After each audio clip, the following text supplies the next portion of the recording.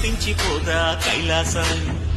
ఇప్పుడే శుభలగ్నం, ఇది నా సంకల్పం, విధినే ఎదిరిస్తా నీ సాక్షిగా. అళగర్ పెరుమాళు అందాల చెల్లెలా నిలనిలలాడే మీనాక్షి, నాకంటే పాపని కాసుకోవచ్చల్లగా తెల తెలవారని రాత్రి.